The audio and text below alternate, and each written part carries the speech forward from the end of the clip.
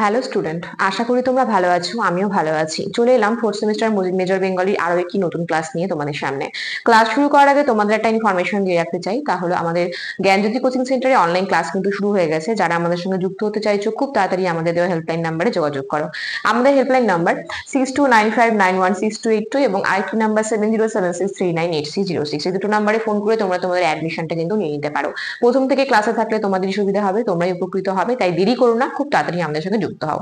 তাহলে চলো বেশি কথা না বাড়িয়ে আজকের ক্লাস শুরু করা যাক। আমি আজকে তোমাদের রবীন্দ্রনাথ ঠাকুরের যে ডাকঘর নাটকটি রয়েছে সেখান থেকে তোমাদের যে প্রথম অঙ্ক ডাকঘর অঙ্কের সেটা কিন্তু আজ বোঝাবো। আমরা জানি যে ডাকঘর যে নাটকটি রয়েছে সেটি রবীন্দ্রনাথ ঠাকুরের লেখা। রবীন্দ্রনাথ ঠাকুর এই যে তার নাটকটি রয়েছে এটি কি ধরনের নাটক সেটা আমাদের আগে জানতে হবে। এটি হচ্ছে রূপক সাংকেতিক নাটক। দেখো রূপক সাংকেতিক কেন বলছে, কারণ এর ভেতরে কিন্তু এর বাইরে যে একটা অর্থ, মানে আমরা একটা গল্প পড়ে বা একটা কবিতা পড়ে যে অর্থটা পাই তার ভেতরে আর একটা অর্থ থাকে, যেটাকে ভাবার্থ বলা হয়, মানে ভেতরের অর্থ, অন্তর্নিহিত অর্থ, সেটাকে কিন্তু বলা হয় ভাবার্থ। আর ঠিক এরকমই ডাকঘর নাটকটির মধ্যে রবীন্দ্রনাথ ঠাকুর আমাদের যে মেসেজটা দিয়েছেন তার মধ্য দিয়ে তার একটা সাধারণ অর্থ আছে এবং তার ভেতরে একটি অন্তর্নিহিত অর্থ আছে, যেখানে কিন্তু আমরা যতই সেই নাটকের লাইনগুলো পড়তে থাকি ততই কিন্তু আমরা নতুন নতুন মানে বিষয়গুলো আরো জানতে পারি এবং তার ভেতরের অর্থগুলো আমাদের সামনে প্রকাশ পেতে শুরু করে। তাই কিন্তু আমরা এই নাটকটিকে বলবো রূপক সাংকেতিক নাটক। এবার রচনাকালটা জেনে নিই। 1911-তে হচ্ছে এই ডাকঘর নাটকটি রচনাকাল এবং প্রকাশ হয়েছে 1912-তে। ডাকঘর নাটকে যে অমল চরিত্র রয়েছে, মানে মূল চরিত্র, সেই অমল কিন্তু রবীন্দ্রনাথ ঠাকুরেরই প্রতিরূপ। কেন বলছি এমন, কারণ রবীন্দ্রনাথ ঠাকুরও কিন্তু ছোটবেলায় সেই জানলার ধারে বসে পাহাড়, প্রকৃতি এবং গাছপালা, বিভিন্ন বাইরের প্রকৃতির সঙ্গে নিজেকে কিন্তু মিলিয়ে দিতেন এবং খেলতেন। সেই জানলার ধারে বসেই সে সম্পূর্ণ পৃথিবীর রসকে কিন্তু, রূপ স্পর্শ গন্ধ, সমস্ত রস স্পর্শ গন্ধকে কিন্তু কি করতেন, তিনি আয়ত্ত করার চেষ্টা করতেন সেই জানলার ধারে বসে, কারণ তিনিও সেখান থেকে কিন্তু বাইরে বেরোতেন না। তো অমল চরিত্র ঠিক তাই, সে কিন্তু ঘর থেকে বেরোয় না, তাকে তার ঘর থেকে বেরোনো বারণ। সেই কারণে সে জানলায় কিন্তু দাঁড়িয়ে সমস্ত প্রকৃতির যে একটা স্বাদ সেটা অনুভব করার চেষ্টা করে। তো এরপর আমরা দেখেছি ছেলেবেলার যে একটা স্পর্শ, মানে রবীন্দ্রনাথ ঠাকুরের যে ছেলেবেলার একটা মানে স্পর্শ রয়েছে সেটা কিন্তু আমরা দেখতে পারি অমল চরিত্রের মধ্যে। অমল চরিত্রের মধ্য দিয়ে ডাকঘর নাটকে রবীন্দ্রনাথ ঠাকুর তারই ছেলেবেলার স্পর্শ কিন্তু এখানে ফুটিয়ে তুলেছেন। এবার অমল চরিত্রটি এখানে কিসের প্রতীক? অমল চরিত্রটি এখানে কিন্তু মানবাত্মার প্রতীক। এবং যে রাজা চরিত্রটি রয়েছে, এই রাজা কিন্তু কোনো মানুষ হিসেবে, কোনো চরিত্র হিসেবে এখানে নেই এই নাটকে। রাজা কিন্তু এখানে পরমাত্মার প্রতীক। এবং তাছাড়াও রয়েছে ঠাকুরদা চরিত্র, সুধা চরিত্র, কবিরাজ রয়েছে, দুজন কবিরাজ রয়েছে, একজন এমনি কবিরাজ রয়েছে আর একজন রয়েছে রাজ কবিরাজ। এই চরিত্রগুলো কিন্তু আমরা দেখতে পাই। এবং আমাদের অমলের সাথে যে চরিত্রটি রয়েছে, যার সঙ্গে বেশি কথোপকথন রয়েছে, সেটা হচ্ছে তার পিসে মশাই, তার নাম হচ্ছে মাধব দত্ত। মাধব দত্তের কোনো সন্তান নেই। তিনি ভেবেছিলেন যে তিনি সন্তান একজনকে তিনি পোষ্য নেবেন, সন্তান নেবেন। তিনি কিন্তু একজন বোনপোর ছেলেকে, বোনপোকে কিন্তু তিনি নিজের ছেলের হিসেবে দেখছেন। তার পিসে মশাই এবং তার পিসি তাকে নিজের ছেলের মতো দেখেন।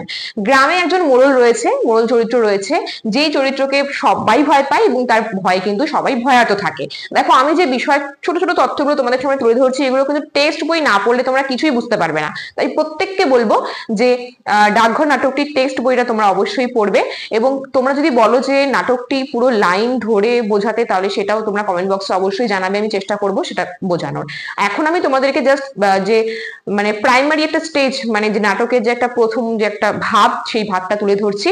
আর প্রথম যে তিনটে দৃশ্য রয়েছে এই নাটকের, প্রথম দৃশ্যটা সম্পর্কে আজ তোমাদের সামনে আলোচনা করব। জাস্ট বিষয় সংক্ষেপটা।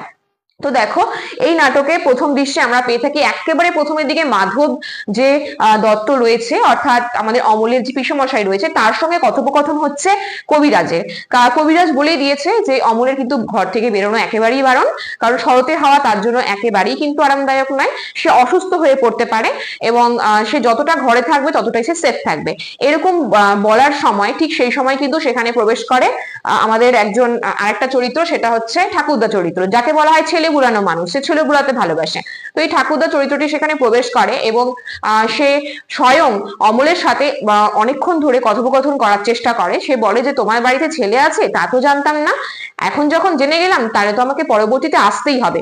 তো সে পরবর্তীতে আসে এবং এই প্রকৃতিকে নিয়ে, এই প্রকৃতির মায়া, পাহাড়, গাছপালা, মানুষ, নদী, নালা, সমস্ত কিছু নিয়ে কিন্তু অমলের সঙ্গে এই ঠাকুরদাকে কিন্তু দেখা যায় কথোপকথন করতে। এবং এই কথাগুলোর মধ্যেই অমল যেন আরো হারিয়ে যায় প্রকৃতির মায়ায়। এরপর আমরা দেখতে পাই যে কবিরাজ চরিত্রটি রয়েছে। প্রথম যে কবিরাজ রয়েছে, যে হচ্ছে সব সময় অমলকে দেখতে আসে, তিনি হচ্ছেন, তার বিশ্বাস, তিনি চান যে বদ্ধতার মধ্য দিয়ে আরোগ্য সাধন করতে। সে চায় যে একটা ঘরের মধ্যে সে আবদ্ধ থাকবে এবং তার মধ্য দিয়েই সে মুক্তি লাভ করবে বা আরোগ্য লাভ করবে, সে সুস্থ হয়ে উঠবে। কিন্তু আরেকজন রাজকবিরাজ রয়েছে, সে কিন্তু তার মধ্য দিয়ে যে রবীন্দ্রনাথ ঠাকুর মেসেজ দিতে চেয়েছেন আমাদের, সেটা কিন্তু মুক্তির মধ্য দিয়ে তিনি আরোগ্য লাভ করতে চেয়েছেন যে আরোগ্য লাভ হবে আমাদের অমলের মুক্তির মধ্য দিয়ে। সে যখন ঘর থেকে বেরোবে, সে যখন প্রকৃতিকে নিজের মতো প্রকৃতির সাথে নিজেকে আলিঙ্গন করবে, সে যখন পাহাড় পেরিয়ে যাবে, তখনই কিন্তু তার মধ্যে কি হবে, আরোগ্য সাধন হবে। এরপরে আমরা দেখতে পারি যে ঠাকুরদা চরিত্রটি তার সঙ্গে একেবারে পুরোপুরি ভাবে পরিবেশ নিয়ে, একেবারে পুরো নদী নালা মানুষ সমস্ত কিছু নিয়ে যখন কথোপকথন করে, তখন কিন্তু দেখা যায় যে আমাদের মানে অমল চরিত্রটি, অমল কিন্তু তখন খুব হাসি খুশি থাকে এবং তার সঙ্গে কিন্তু খুব কথা বলতে ভালোবাসে। এই কারণে ঠাকুরদা চরিত্রটিকে আমরা বলি ছেলে ভুলানো। ঠিক আছে, ছেলে ভোলানো মানুষ, একজন ব্যক্তি। এরপরে মাধব দত্তের সঙ্গে যখন অমলের কথোপকথন হচ্ছে, অমল বাইরে যেতে চায়, কিন্তু মাধব দত্ত বলে তোমার তো বাইরে বেরোনো বারণ, আর তুমি বাইরে বেরোতে পারবে না, কারণ কবিরাজ বলেছে তোমার বাইরে বেরোলে তুমি আরো অসুস্থ হয়ে পড়বে। তখন কিন্তু আমাদের অমল বলছে তার পিসেমশাইকে যে পিসেমশাই আমি বাইরে বেরোতে চাই। তখন মাধব দত্ত বলে, তার পিসেমশাই বলে না, কবিরাজ তোমাকে বলেছে এখানে তোমাকে থাকতে হবে, তুমি বাইরে বেরোতে পারবে না।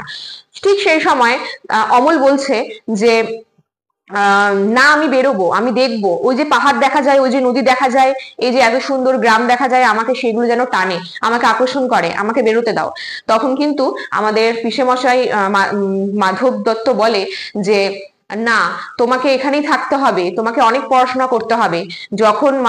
যখন অমল বলছে যে কবিরাজ এত কিছু জানে কি করে, কবিরাজ যে আমাকে সুস্থ করে তুলতে চাইছে, এত কিছু জানে কি করে, এত বিদ্যে কোথা থেকে পায়, শুধু কি পড়লেই পাওয়া যায়? তখন তার পিসেমশাই বলে হ্যাঁ, তুমিও তো পণ্ডিত হবে, তুমিও তো এখানেই ঘরে বসে অনেক কিছু লেখালেখি করবে, বই পড়বে, পণ্ডিত হবে। তখন অমল বলে আমি পণ্ডিত হতে চাই না, আমি অনেক দূরে যেতে চাই। ঠিক আছে, আমি অনেক দূরে যেতে চাই, দেখো এখান থেকে যে পাহাড় দেখা যাচ্ছে, সে তার ওপারে আমি যেতে চাই।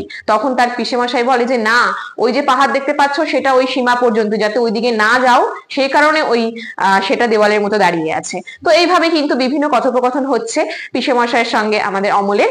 তারপর কিন্তু আমরা দেখতে পারি যে অমলের সঙ্গে এক পাগলের দেখা হয়। সে জানলায় যেহেতু সারা দিন দাঁড়িয়ে থাকে, জানলা দিয়ে যারা যায় প্রত্যেককে সে ডাকে এবং তাদের সঙ্গে কিন্তু বন্ধুত্ব করার চেষ্টা করে। এরপরে যখন এটা তো তোমাদের ডাকঘর নাটকের পার্ট 1, যখন আমি পার্ট 2 আলোচনা করব, অর্থাৎ 3টে দৃশ্য আছে, দ্বিতীয় দৃশ্য আলোচনা করব এবং তৃতীয় দৃশ্য আলোচনা করব, সেখানে প্রত্যেকটা ব্যক্তিকে আমি তোমাদের চিনিয়ে দেব যে সে জানলার ধারে দাঁড়িয়ে প্রথমে তার কার সঙ্গে দেখা হচ্ছে, তারপরে কে আসছে, তারপরে কে আসছে, প্রত্যেকটা ব্যক্তির পরিচয় তোমাদের সামনে তুলে ধরবো। তো এখানে প্রথমে একটা পাগলের সঙ্গে তার দেখা হচ্ছে। এই পাগল সেই দূর দেশে যাচ্ছে কাজ খোঁজার জন্য, কাজের জন্য, এবং সে একটা ওই পাহাড়ের ঝর্ণার কাছে জলছাতু খেয়ে যেন রওনা দিচ্ছে কাজের উদ্দেশ্যে। সেইটা জানার পর তারও ইচ্ছে হয় যে সে ওই পাগলের মতন চলে যাক কাজের উদ্দেশ্যে, সেও কাজ খুঁজতে যাবে দূর দেশে। তো এই জায়গাটাতে কিন্তু আমরা দেখতে পাচ্ছি যে এই প্রথম দৃশ্য সমাপ্ত হচ্ছে এবং দ্বিতীয় দৃশ্য শুরু হচ্ছে।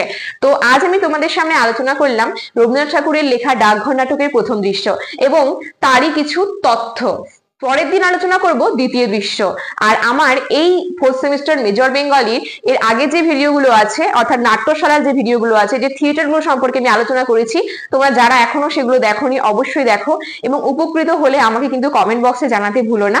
এবং আমার এক একটা যে ভিডিও তোমরা দেখছো, যারা দেখছো, যে স্টুডেন্টসরা দেখছো, তারা অবশ্যই আমার ভিডিও যদি ভালো লেগে থাকে লাইক কমেন্ট শেয়ার করে আমাদের পাশে থেকো।